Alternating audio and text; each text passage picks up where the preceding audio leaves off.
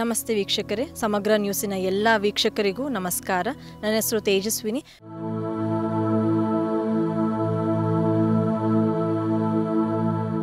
ಮೊದಲು ಯೋಗ ಅಂದರೆ ಏನು, ಯೋಗವನ್ನು ಯಾಕೆ ಮಾಡಬೇಕು,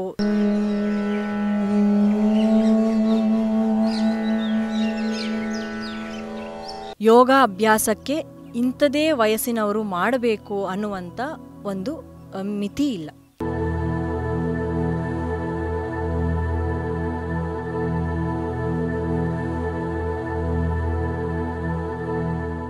ಹಾಗಾಗಿ ನಾನು ಪ್ರತಿಯೊಬ್ಬರು ಸಮಗ್ರ ನ್ಯೂಸಿನ ಎಲ್ಲ ಸಮಸ್ತ ವೀಕ್ಷಕರಿಗೂ ಹೇಳ್ತಾ ಇದ್ದೀನಿ, ದಯವಿಟ್ಟು ಬನ್ನಿ, ಬೆಳಗ್ಗೆ ಒಟ್ಟಿಗೆ ಯೋಗಾಭ್ಯಾಸವನ್ನು ಮಾಡೋಣ. ಧನ್ಯವಾದಗಳು. ನಮಸ್ತೆ ವೀಕ್ಷಕರೇ, ಸಮಗ್ರ ನ್ಯೂಸಿನ ಎಲ್ಲ ವೀಕ್ಷಕರಿಗೂ ನಮಸ್ಕಾರ. ನನ್ನ ಹೆಸರು ತೇಜಸ್ವಿನಿ. ನಾನು ಆರುಣ್ಯ ಹೆಲ್ತ್ ಕೇರ್ ಸಂಸ್ಥೆಯ ಸಂಸ್ಥಾಪಕಿ. ಇವತ್ತಿನ ಸಂಚಿಕೆಯಲ್ಲಿ ನಾವು ಯೋಗಾಭ್ಯಾಸದ ಬಗ್ಗೆ ತಿಳಿದುಕೊಳ್ಳೋಣ. ಮೊದಲು ಯೋಗ ಅಂದರೆ ಏನು, ಯೋಗವನ್ನು ಯಾಕೆ ಮಾಡಬೇಕು, ಯಾರು ಮಾಡಬೇಕು, ಯಾವ ಸಮಯದಲ್ಲಿ ಮಾಡಬೇಕು,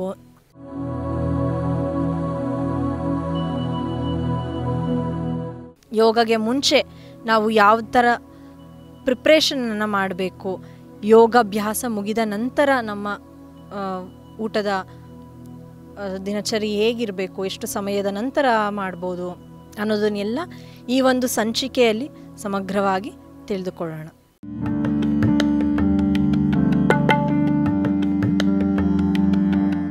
ನಾವು ಯೋಗ ಅಂದರೆ ಏನು ಅನ್ನೋದನ್ನು ನಾವು ತಿಳಿದುಕೊಳ್ಳೋಣ. ಎಲ್ಲರೂ ಹೇಳುವ ಹಾಗೆ ಯೋಗ ಕೇವಲ ದೈಹಿಕವಾದ ವ್ಯಾಯಾಮ ಅಲ್ಲ. ಯೋಗ ಅಂದರೆ ದೇಹ, ಮನಸ್ಸು ಹಾಗೂ ನಮ್ಮ ಆತ್ಮ ಮೂರನ್ನು ಒಟ್ಟಿಗೆ ಸಂಯೋಗ ಮಾಡುವಂಥ ಒಂದು ಪ್ರಕ್ರಿಯೆಯೇ ಯೋಗ ಪ್ರಕ್ರಿಯೆ. ಯೋಗದಲ್ಲಿ ಎಷ್ಟು ಅದ್ಭುತವಾದ ಶಕ್ತಿ ಇದೆ ಅಂದರೆ, ಯಾವುದೇ ಒಂದು ಸಮಸ್ಯೆಗೆ ಔಷಧಿ ರಹಿತವಾಗಿ ಪ್ರತಿಯೊಂದು ಸಮಸ್ಯೆಯನ್ನು ನಾವು ಕೇವಲ ಯೋಗಾಭ್ಯಾಸದಿಂದ, ಪ್ರಾಣಾಯಾಮದಿಂದ, ಧ್ಯಾನದ ಮೂಲಕ ಪ್ರತಿಯೊಂದನ್ನು ಗುಣಪಡಿಸಿಕೊಳ್ಳುವಂಥ ಶಕ್ತಿ ಈ ಒಂದು ಯೋಗಗೆ ಇದೆ.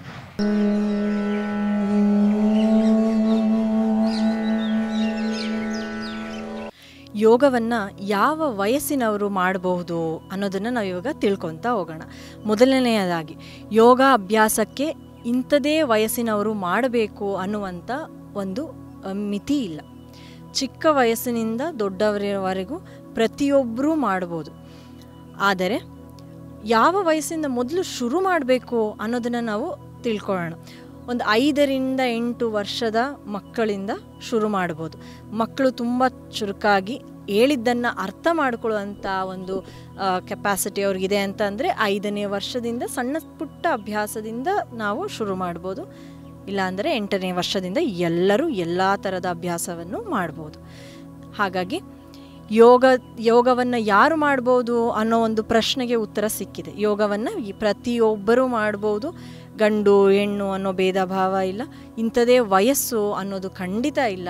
ಸೊ ಎಲ್ಲ ವಯಸ್ಸಿನವರು ಮಾಡ್ಬೋದು. 5 ವರ್ಷದ ಮೇಲ್ಪಟ್ಟಿರೋಂಥ ಎಲ್ಲ ವಯಸ್ಸಿನವರು ಖಂಡಿತವಾಗ್ಲೂ ಅವರ ವಯಸ್ಸಿನ ಅನುಗುಣವಾಗಿ ಏನು ಅಭ್ಯಾಸ ಮಾಡೋಕ್ಕೆ ಅವ್ರಿಗೆ ಸಾಧ್ಯವಿದೆಯೋ ಆ ಥರ ಮಾಡುವ ಪ್ರಯತ್ನ ಮಾಡ್ಬೋದು.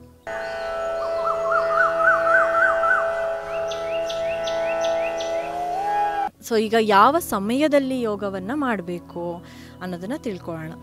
ಯೋಗವನ್ನು ಹೊಟ್ಟೆಯ ಖಾಲಿ ಇದ್ದಾಗ ಮಾಡಿದರೆ ಒಳ್ಳೆಯದು. ಹಾಗಾಗಿ ನಾವು ಮುಂಚೆಯಿಂದನೂ ನಾವು ಯಾವ ಸಮಯದಲ್ಲಿ ಯೋಗಾಭ್ಯಾಸನ ಜಾಸ್ತಿ ಮಾಡ್ತೀವಿ, ಬೆಳಗಿನ ಜಾವ ಮಾಡ್ತೀವಿ, ಇಲ್ಲ ಅಂದರೆ ಈವ್ನಿಂಗ್ ಸಂಜೆಯ ಸಮಯದಲ್ಲಿ ಮಾಡ್ತೀವಿ ಅಲ್ವಾ. ಹಾಗಾಗಿ ನಾವು ಉಸಿರಾಟದ ಅಭ್ಯಾಸವನ್ನು ಬೆಳಗ್ಗೆ ಮಾಡಿದ್ರೆ ತುಂಬ ಒಳ್ಳೆಯದು. ಯೋಗ ಅಂದರೆ ಕೇವಲ ಆಸನ ಮಾತ್ರ ಅಲ್ಲ ಅಲ್ವಾ, ನಮಗೆಲ್ಲ ಗೊತ್ತದು. ಉಸಿರಾಟದ ಪ್ರಕ್ರಿಯೆ, ಮನಸ್ಸಿನ ಸ್ಥಿಮಿತದಲ್ಲಿ ಇಟ್ಕೊಳ್ಳುವಂಥ ಒಂದು ಧ್ಯಾನ ಮಾಡೋದು, ಪ್ರತಿಯೊಂದು ನಮಗೆ ಯೋಗವೇ. ಹಾಗಾಗಿ ಪ್ರಾಣಾಯಾಮದಿಂದ ನೀವು ಅಭ್ಯಾಸವನ್ನು ಶುರು ಮಾಡ್ಬೋದು. ಯಾರಿಗೆ ಜಾಸ್ತಿ ಆಸನ ಮಾಡೋಕ್ಕೆ ಆಗಲ್ಲ, ಏನಾದರೂ ಸಮಸ್ಯೆ ಇದೆ ಅಂತ ಅನ್ನೋರು ಧ್ಯಾನದಿಂದ, ಪ್ರಾಣಾಯಾಮದಿಂದ ನಿಮ್ಮ ಯೋಗಾಭ್ಯಾಸವನ್ನು ಶುರು ಮಾಡ್ಬೋದು. ನಿಧಾನವಾಗಿ ಒಂದು ಸಲ ನಿಮಗೆ ದೇಹ ಒಂದು ಸ್ಥಿಮಿತಕ್ಕೆ ಬರ್ತಾ ಇದ್ದಂಗೆ ಆಸನವನ್ನು ಜೋಡಿಸ್ಕೋಬೋದು ನೀವು ಅದರ ಜೊತೆಗೆ. ಸೊ ಇಲ್ಲ ಅಂದರೆ ಎಲ್ಲ ನಾರ್ಮಲ್ ಆಗಿರೋರು ಯೋಗಾಭ್ಯಾಸ ಮಾಡಬೇಕು ಅಂದರೆ ಯಾವ ಸಮಯದಲ್ಲಿ ಮಾಡ್ಬೋದು? ಬೆಳಗಿನ ಸಮಯದಲ್ಲಿ ಮಾಡಿದಷ್ಟು ಒಳ್ಳೆಯದು. ಬೆಳಗಿನ ಸಮಯದಲ್ಲಿ ನಮ್ಮ ಹೊಟ್ಟೆಯ ಭಾಗ ಖಾಲಿ ಇರುತ್ತೆ, ನಮ್ಮ ಮನಸ್ಸು ಹಗುರವಾಗಿರುತ್ತೆ, ಪ್ರಶಾಂತವಾಗಿರುತ್ತೆ, ನಿದ್ದೆಯಿಂದ ಎದ್ದಿರ್ತೀವಿ, ಫ್ರೆಶ್ ಆಗಿರ್ತೀವಿ. ಸೊ ಆಗ ನಾವು ಏನೇನೇ ಅಭ್ಯಾಸ ಮಾಡಿದರೂ ಎಲ್ಲವನ್ನು ಅನುಷ್ಠಾನಕ್ಕೆ ತರುವಂಥ ಒಂದು ಪ್ರಯತ್ನ ಖಂಡಿತವಾಗಲೂ ಯಶಸ್ವಿಯಾಗಿ ಆಗುತ್ತೆ. ಹಾಗಾಗಿ ಯೋಗಾಭ್ಯಾಸವನ್ನು ನಾವು ಬೆಳಗಿನ ಜಾವ ಮಾಡಿದ್ರೆ ಅತ್ಯುತ್ತಮ.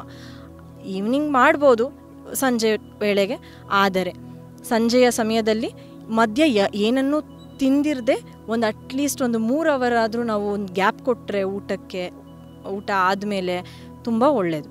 ಸೊ ನೆನಪಿರಲಿ, ನಾವು ಯೋಗಾಭ್ಯಾಸವನ್ನು ಹೊಟ್ಟೆಯ ಭಾಗ ಖಾಲಿ ಇದ್ದಷ್ಟು ಮಾಡಿದಾಗೆ ನಮಗೆ ಸಮಾಧಾನವಾಗಿ ಮಾಡ್ಬೋದು. ಯಾವುದೇ ಭಾಗದ ಮೇಲೆ ಒತ್ತಡ ಬೀಳಲ್ಲ. ನಾವು ಮಾಡುವ ಅಭ್ಯಾಸ ಯಶಸ್ವಿಯಾಗಿ ಆಗುತ್ತೆ. ನಮಗೆ ಯಾವ ಒಂದು ರಿಸಲ್ಟಿಗೋಸ್ಕರ ನಾವು ಯೋಗಾಭ್ಯಾಸವನ್ನು ಅಭ್ಯಾಸ ಮಾಡ್ತಿರ್ತೀವೋ ಅದು ಖಂಡಿತವಾಗ್ಲೂ ಯಶಸ್ವಿಯಾಗಿ ಪೂರ್ಣಗೊಳ್ಳುತ್ತೆ.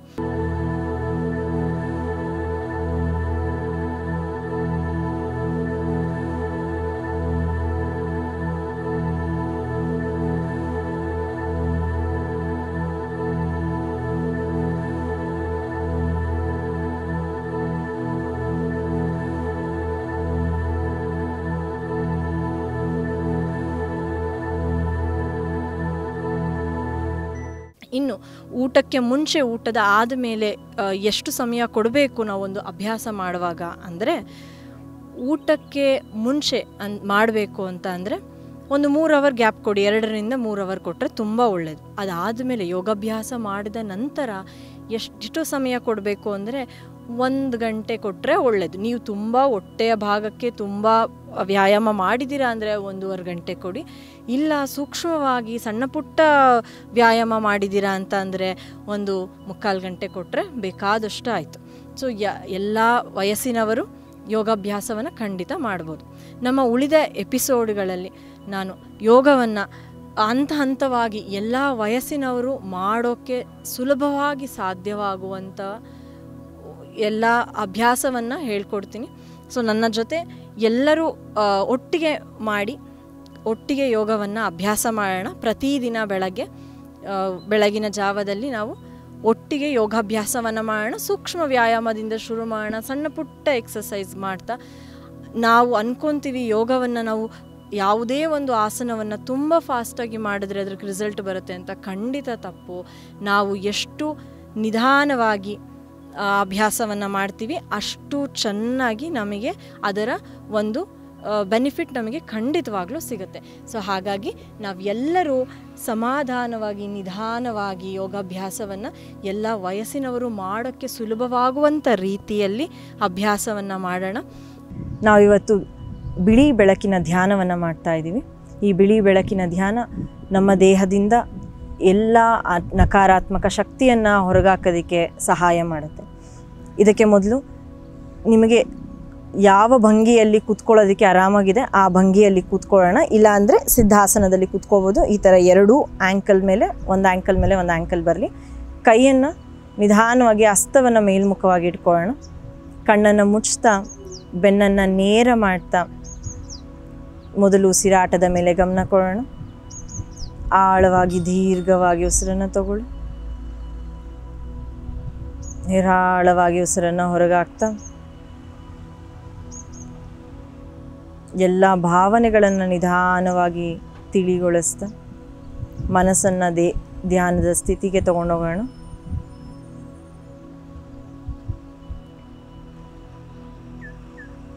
ಈಗ ನಿಧಾನವಾಗಿ ಆಕಾಶದಿಂದ ಒಂದು ಬಿಳಿಯ ಬೆಳಕು ನೆತ್ತಿಯ ಭಾಗದ ಮೇಲೆ ಬೀಳ್ತಾ ಇದೆ ಅನ್ನೋದನ್ನು ಗಮನಿಸಿ. ಈ 30 ನಿಮಿಷಗಳ ಈ ಒಂದು ಧ್ಯಾನ ದೇಹವನ್ನು ಮನಸ್ಸನ್ನು ಇನ್ನಷ್ಟು ಸದೃಢ ಮಾಡೋದಕ್ಕೆ, ಸಕಾರಾತ್ಮಕ ಚಿಂತನೆಗಳನ್ನು ಕೊಡೋದಕ್ಕೆ ಸಹಾಯ ಮಾಡುತ್ತೆ.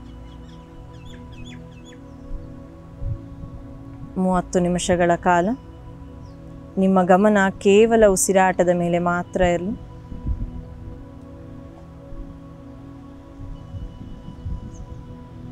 ಆಳವಾಗಿ ದೀರ್ಘವಾಗಿ ಉಸಿರನ್ನು ತಗೊಂತ ಆಕಾಶದಿಂದ ಬೀಳ್ತಾ ಇರುವಂಥ ಒಂದು ಬಿಳಿಯ ಬೆಳಕು ನೆತ್ತಿಯ ಭಾಗದ ಮೇಲಿಂದ ನಿಧಾನವಾಗಿ ದೇಹದ ಒಳಗಡೆ ಹರಿತಾ ಇರೋದನ್ನು ಗಮನಿಸಿ. ದೇಹದ ಬೇರೆ ಯಾವುದೇ ಭಾಗದ ಮೇಲೆ ಒತ್ತಡವನ್ನು ಕೊಡದೆ ದೇಹವನ್ನು ಸಮಾಧಾನದ ಸ್ಥಿತಿಯಲ್ಲಿ ಇರಿಸ್ತಾ ಕೇವಲ ಈ ಒಂದು ಬಿಳಿಯ ಬೆಳಕಿನ ಮೇಲೆ ನಮ್ಮ ಗಮನವನ್ನು ಕೊಡೋಣ.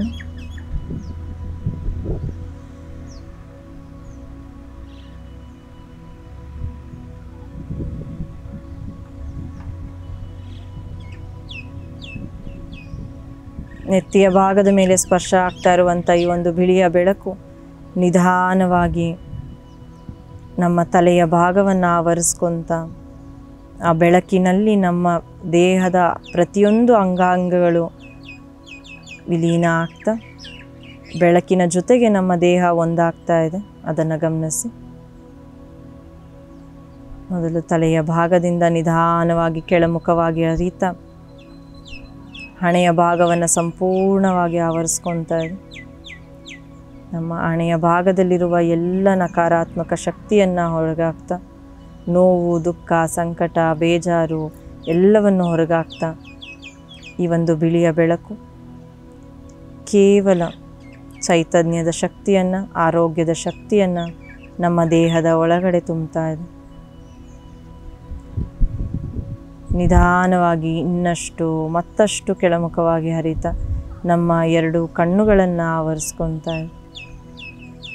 ಕಣ್ಣಿನ ಭಾಗದಲ್ಲಿರುವ ಎಲ್ಲ ಒತ್ತಡಗಳನ್ನು, ಅನಾರೋಗ್ಯವನ್ನು ಸಂಪೂರ್ಣವಾಗಿ ದೇಹದಿಂದ ಹೊರಗಾಕ್ತಾ ಕೇವಲ ಆರೋಗ್ಯದ ಶಕ್ತಿ, ಚೈತನ್ಯದ ಶಕ್ತಿಯನ್ನು ಈ ಒಂದು ಬಿಳಿಯ ಬೆಳಕು ನಮ್ಮ ದೇಹಕ್ಕೆ ತುಂಬ್ತಾ ಇದೆ.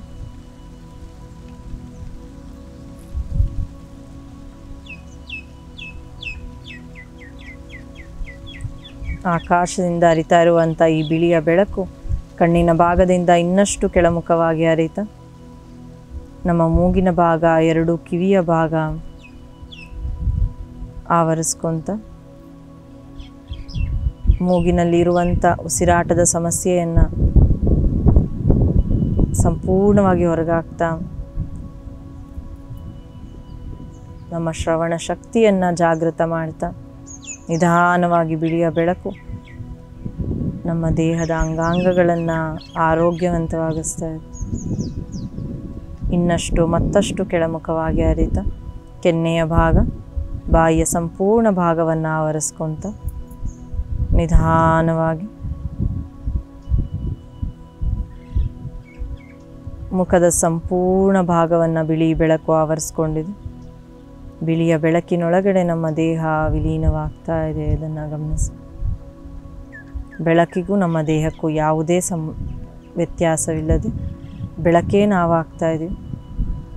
ಸಂಪೂರ್ಣವಾಗಿ ಬಿಳಿಯ ಬೆಳಕು ನಿಮ್ಮನ್ನು ಆವರಿಸ್ಕೊತಾ ಇದೆ. ಮುಖದ ಭಾಗದಲ್ಲಿರುವಂಥ ಎಲ್ಲ ಅನಾರೋಗ್ಯವನ್ನು, ಒತ್ತಡವನ್ನು ಸಂಪೂರ್ಣವಾಗಿ ಹೊರಗಾಕ್ತಾ ಕೇವಲ ಆರೋಗ್ಯದ ಶಕ್ತಿಯನ್ನು, ಚೈತನ್ಯದ ಶಕ್ತಿಯನ್ನು ಈ ಒಂದು ಬಿಳಿಯ ಬೆಳಕು ಯಥೇಚ್ಛವಾಗಿ ತುಂಬ್ತಾ ಇದೆ. ಅದನ್ನು ಗಮನಿಸಿ.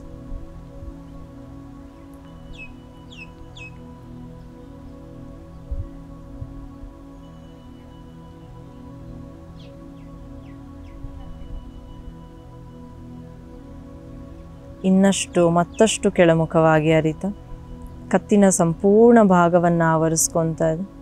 ಕತ್ತಿನ ಹಿಂಭಾಗ, ಕತ್ತಿನ ಮುಂಭಾಗ ಸಂಪೂರ್ಣವಾಗಿ ಆವರಿಸ್ಕೊತ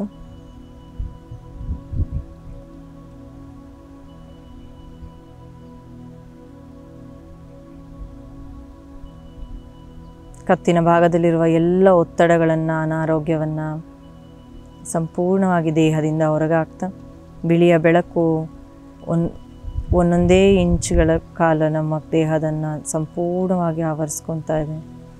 ಮೇಲಿಂದ ಕೆಳಭಾಗದವರೆಗೂ ಸಂಪೂರ್ಣವಾಗಿ ನಮ್ಮ ದೇಹವನ್ನು ಆವರಿಸ್ಕೊತಾ ಇದೆ. ಕತ್ತಿನ ಸಂಪೂರ್ಣ ಭಾಗವನ್ನು ಆರೋಗ್ಯವಂತವಾಗಿಸ್ತಾ ಇದೆ. ಅದನ್ನು ಗಮನಿಸಿ. ನಿಧಾನವಾಗಿ ಹರಿತಾ ಇರುವಂಥ ಈ ಬಿಳಿಯ ಬೆಳಕು ನಮ್ಮ ಭುಜದ ಭಾಗವನ್ನು ಆವರಿಸ್ಕೊಂಡಿದೆ. ಭುಜದ ಭಾಗದಲ್ಲಿರುವ ಎಲ್ಲ ಒತ್ತಡವನ್ನು, ಅನಾರೋಗ್ಯವನ್ನು ಸಂಪೂರ್ಣವಾಗಿ ನಮ್ಮ ದೇಹ ಹೊರಗಾಗ್ತಾ ಈ ಒಂದು ಬಿಳಿಯ ಬೆಳಕು ಕೇವಲ ಆರೋಗ್ಯದ ಶಕ್ತಿ, ದೈವಿಕ ಶಕ್ತಿಯನ್ನು ನಮ್ಮೊಳಗಡೆ ಜಾಗೃತ ಮಾಡ್ತಾ ಇದೆ.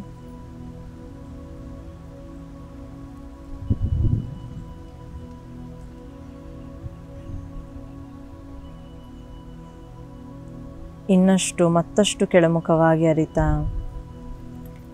ಎರಡು ತೋಳಿನ ಭಾಗ, ಎದೆಯ ಭಾಗವನ್ನು ಸಂಪೂರ್ಣವಾಗಿ ಆವರಿಸ್ಕೊಂತ ಎದೆಯಲ್ಲಿ ಮಧ್ಯಭಾಗದಲ್ಲಿರುವ ಎಲ್ಲ ದುಃಖವನ್ನು, ಒತ್ತಡವನ್ನು, ಬೇಸರವನ್ನು, ನೋವನ್ನು, ನಕಾರಾತ್ಮಕ ಚಿಂತನೆಯನ್ನು ಸಂಪೂರ್ಣವಾಗಿ ದೇಹದಿಂದ ಹೊರಗಾಗ್ತಾ ನಮ್ಮ ಮನಸ್ಸು ಇನ್ನಷ್ಟು ಮತ್ತಷ್ಟು ತಿಳಿಗೊಳ್ತಾ ಇದೆ. ನಿಧಾನವಾಗಿ ಸಂಪೂರ್ಣವಾಗಿ ಒಂದು ಬಿಳಿಯ ಬೆಳಕು ನಮ್ಮ ಎದೆಯ ಭಾಗವನ್ನು ಆವರಿಸ್ಕೊಂಡಿದೆ. ತೋಳಿನ ಭಾಗವನ್ನು ಸಂಪೂರ್ಣವಾಗಿ ಆವರಿಸ್ಕೊಂಡಿದೆ. ನಿಧಾನವಾಗಿ ಬೆನ್ನಿನ ಮೇಲ್ಭಾಗವನ್ನು ಆವರಿಸ್ಕೊಂಡಿದೆ. ಬೆನ್ನಿನ ಭಾಗದಲ್ಲಿರುವಂಥ ಎಲ್ಲ ಒತ್ತಡವನ್ನು ಹೊರಗಾಗ್ತಾ, ಅನಾರೋಗ್ಯವನ್ನು ಹೊರಗಾಗ್ತಾ ನಮ್ಮ ದೇಹದ ಭಾಗವನ್ನು ಸದೃಢ ಮಾಡ್ತಾ ಇದೆ ಈ ಒಂದು ಬಿಳಿಯ ಬೆಳಕು. ಇದನ್ನು ಗಮನಿಸಿ. ನೆತ್ತಿಯ ಭಾಗದಿಂದ ಹರಿತಾ ಇರುವಂಥ ಈ ಒಂದು ಬಿಳಿಯ ಬೆಳಕು ನಮ್ಮ ದೇಹದ ಈ ಪ್ರತಿಯೊಂದು ಭಾಗವನ್ನು ಗುಣಪಡಿಸ್ತಾ ಇದೆ, ವಿಶ್ರಾಂತಿಗೊಳಿಸ್ತಾ ಇದೆ. ಅದನ್ನು ಗಮನಿಸಿ.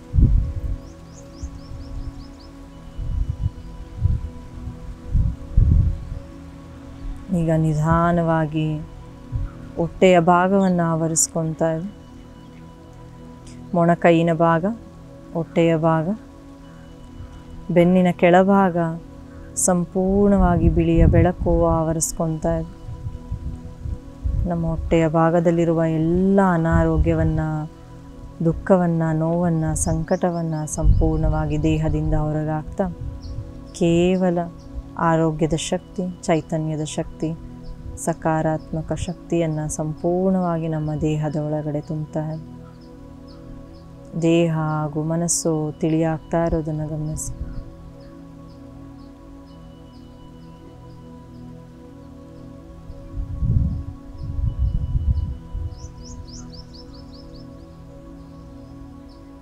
ನಮ್ಮ ದೇಹದ ಭಾಗವನ್ನು ತಲೆಯಿಂದ ಹೊಟ್ಟೆಯ ಭಾಗದವರೆಗೂ ಸಂಪೂರ್ಣವಾಗಿ ಬಿಳಿಯ ಬೆಳಕು ಆವರಿಸ್ಕೊಂಡಿದೆ. ಈ ಒಂದು ಬಿಳಿಯ ಬೆಳಕಿಗೆ ಅದ್ಭುತವಾದ ಶಕ್ತಿ ಇದೆ. ನಮ್ಮ ದೇಹದ ಎಲ್ಲ ನ್ಯೂನ್ಯತೆಯನ್ನು ಹೊರಗಾಕುವಂಥ, ಮನಸ್ಸಿನ ಒತ್ತಡವನ್ನು ಸಂಪೂರ್ಣವಾಗಿ ತೆಗೆದುಹಾಕುವಂಥ ಶಕ್ತಿ ಈ ಒಂದು ಬಿಳಿಯ ಬೆಳಕಿಗೆ ಇದೆ.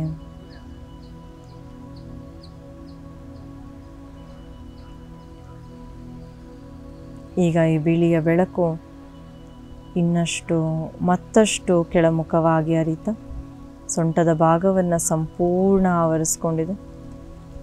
ಸೊಂಟದ ಭಾಗ, ಜನನೇಂದ್ರಿಯದ ಭಾಗ, ಪೃಷ್ಠದ ಭಾಗದಲ್ಲಿರುವ ಎಲ್ಲ ಒತ್ತಡವನ್ನು ಹೊರಗಾಕ್ತಾ ನಮ್ಮ ಮುಂಗೈಯಿನ ಭಾಗದಲ್ಲಿರುವ ಎಲ್ಲ ಒತ್ತಡವನ್ನು ಹೊರಗಾಕ್ತಾ ಕೇವಲ ಆರೋಗ್ಯದ ಶಕ್ತಿ, ಚೈತನ್ಯದ ಶಕ್ತಿ,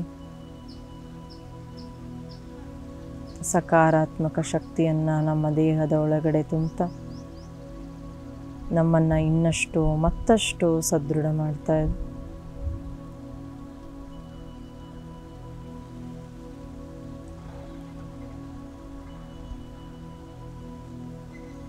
ಈ ಒಂದು ಬಿಳಿಯ ಬೆಳಕು ಇನ್ನಷ್ಟು ಮತ್ತಷ್ಟು ಕೆಳಮುಖವಾಗಿ ಹರಿತಾ ನಮ್ಮ ಎರಡು ತೊಡೆಯ ಭಾಗವನ್ನು ಆವರಿಸ್ಕೊತಾ ಇದೆ. ತೊಡೆಯ ಭಾಗ, ಮುಂಗೈಯಿನ ಭಾಗ, ಹಸ್ತದ ಭಾಗ, ಹತ್ತು ಕೈ ಬೆರಳಿನ ಭಾಗ ಸಂಪೂರ್ಣವಾಗಿ ಗಮನಿಸ್ತಾ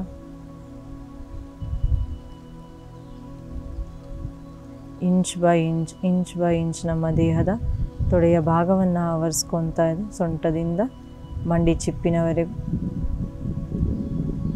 ತೊಡೆಯ ಹಿಂಭಾಗ, ತೊಡೆಯ ಮೇಲ್ಭಾಗ ಎಲ್ಲವನ್ನು ಸಂಪೂರ್ಣವಾಗಿ ಆವರಿಸ್ಕೊತ ಕೇವಲ ಆರೋಗ್ಯದ ಶಕ್ತಿಯನ್ನು ಯಥೇಚ್ಛವಾಗಿ ನಮ್ಮ ದೇಹಕ್ಕೆ ತುಂಬ್ತಾ ಇದೆ. ತೊಡೆಯ ಭಾಗದಲ್ಲಿರುವ ಎಲ್ಲ ಅನಾರೋಗ್ಯದ ಶಕ್ತಿಯನ್ನು, ಒತ್ತಡವನ್ನು, ನೋವನ್ನು, ದುಃಖವನ್ನು, ಸಂಕಟವನ್ನು, ಬೇಸರವನ್ನು ಸಂಪೂರ್ಣವಾಗಿ ದೇಹದಿಂದ ಹೊರಗಾಗ್ತಾ ನಮ್ಮ ತೊಡೆಯ ಭಾಗ ಹಗುರವಾಗ್ತಾ ಇರೋದನ್ನು ಗಮನಿಸಿ.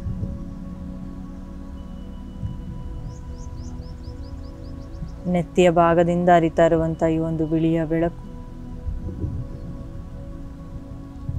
ನಮ್ಮ ದೇಹದ ಮೇಲ್ಭಾಗವನ್ನು ಸಂಪೂರ್ಣವಾಗಿ ಗುಣಪಡಿಸಿದೆ, ಸಂಪೂರ್ಣವಾಗಿ ವಿಶ್ರಾಂತಿಗೊಂಡಿದೆ. ಅದನ್ನು ಗಮನಿಸಿ. ನಿಧಾನವಾಗಿ ಇನ್ನಷ್ಟು ಮತ್ತಷ್ಟು ಕೆಳಮುಖವಾಗಿ ಹರಿತಾ ನಮ್ಮ ಮಂಡಿಯ ಚಿಪ್ಪನ್ನು ಸಂಪೂರ್ಣ ಆವರಿಸ್ಕೊಂಡಿದೆ.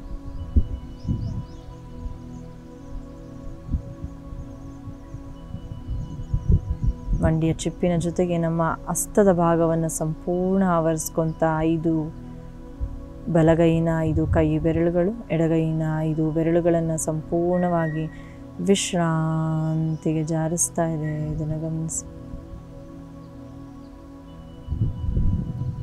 ನಿಧಾನವಾಗಿ ಮಂಡಿ ಚಿಪ್ಪಿನಲ್ಲಿರುವ ಎಲ್ಲ ಒತ್ತಡವನ್ನು, ನೋವನ್ನು, ದುಃಖವನ್ನು, ಸಂಕಟವನ್ನು, ಬೇಸರವನ್ನು, ಅನಾರೋಗ್ಯವನ್ನು ಸಂಪೂರ್ಣವಾಗಿ ಹೊರಗಾಗ್ತಾ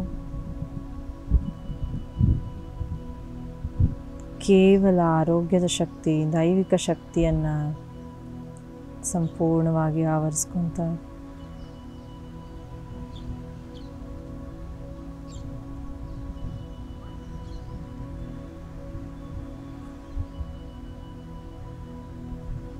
ಇನ್ನಷ್ಟು ಮತ್ತಷ್ಟು ಕೆಳಮುಖವಾಗಿ ಹರಿತಾ ಈ ಒಂದು ಬಿಳಿಯ ಬೆಳಕು ಮೀನಖಂಡಗಳನ್ನು ಆವರಿಸ್ಕೊತಾ ಇದೆ. ಮೀನಖಂಡಗಳಲ್ಲಿರುವ ಎಲ್ಲ ಅನಾರೋಗ್ಯವನ್ನು, ಒತ್ತಡವನ್ನು, ನೋವನ್ನು, ನಕಾರಾತ್ಮಕ ಶಕ್ತಿಯನ್ನು ಸಂಪೂರ್ಣವಾಗಿ ಹೊರಗಾಗ್ತಾ ರಕ್ತ ಚಲನೆಯನ್ನು ಹೆಚ್ಚು ಮಾಡ್ತಾ ಇದೆ.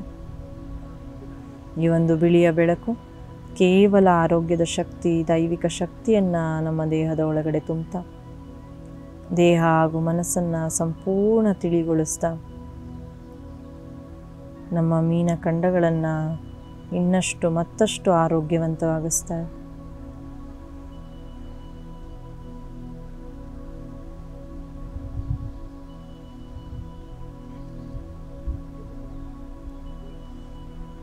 ಇನ್ನಷ್ಟು ಮತ್ತಷ್ಟು ಈ ಒಂದು ಬಿಳಿಯ ಬೆಳಕು ಕೆಳಮುಖವಾಗಿ ಹರಿತಾ ಪಾದದ ಭಾಗವನ್ನು ಆವರಿಸ್ಕೊತಾ ಇದೆ.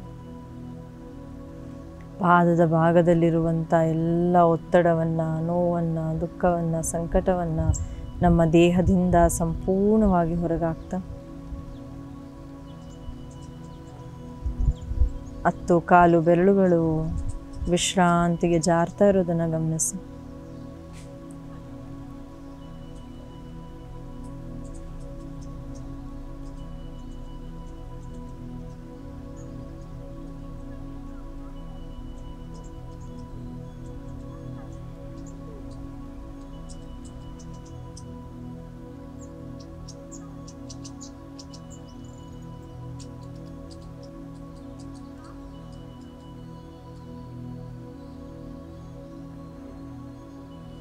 ಈಗ ತಲೆಯಿಂದ ಪಾದದವರೆಗೂ ನಮ್ಮ ದೇಹ ಸಂಪೂರ್ಣವಾಗಿ ಆರೋಗ್ಯವಂತವಾಗಿದೆ.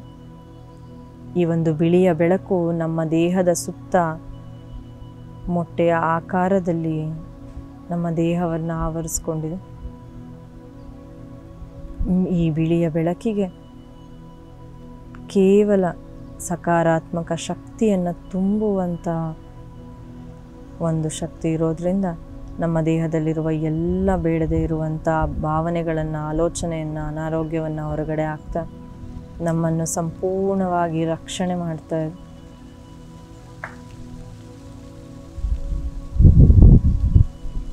ದೇಹದಿಂದ ಪಾದದವರೆಗೂ ನಿಮ್ಮ ದೇಹವನ್ನು ಒಂದ್ಸಲಿ ಗಮನಿಸಿ. ಸಂಪೂರ್ಣವಾಗಿ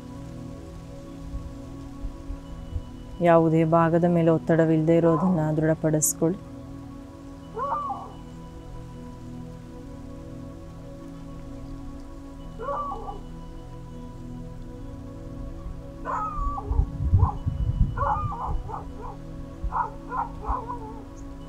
ಈ ಅದ್ಭುತವಾದ ಪ್ರಕೃತಿಯ ಶಕ್ತಿಗೆ ಧನ್ಯವಾದವನ್ನು ಹೇಳ್ತಾ ನಿಧಾನವಾಗಿ ಧ್ಯಾನ ಸ್ಥಿತಿಯಿಂದ ಹೊರಗೆ ಬರೋಣ.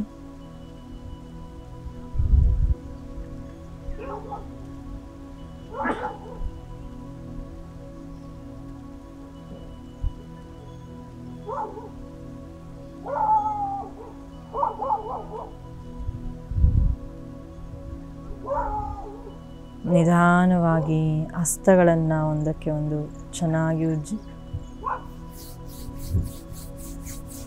ಹಸ್ತವನ್ನು ಉಜ್ಜ್ತಾ ಕಣ್ಣಿನ ಭಾಗದ ಮೇಲೆ ಇಟ್ಕೊತ ನಿಧಾನವಾಗಿ ಕೈಗಳನ್ನು ನೋಡ್ತಾ ಕಣ್ಣನ್ನು ಬಿಡಿ. ಧನ್ಯವಾದ. ಹಾಗಾಗಿ ನಾನು ಪ್ರತಿಯೊಬ್ಬರು ಸಮಗ್ರ ನ್ಯೂಸಿನ ಎಲ್ಲ ಸಮಸ್ತ ವೀಕ್ಷಕರಿಗೂ ಹೇಳ್ತಾ ಇದ್ದೀನಿ, ದಯವಿಟ್ಟು ಬನ್ನಿ, ಬೆಳಗ್ಗೆ ಒಟ್ಟಿಗೆ ಯೋಗಾಭ್ಯಾಸವನ್ನು ಮಾಡೋಣ. ಧನ್ಯವಾದಗಳು.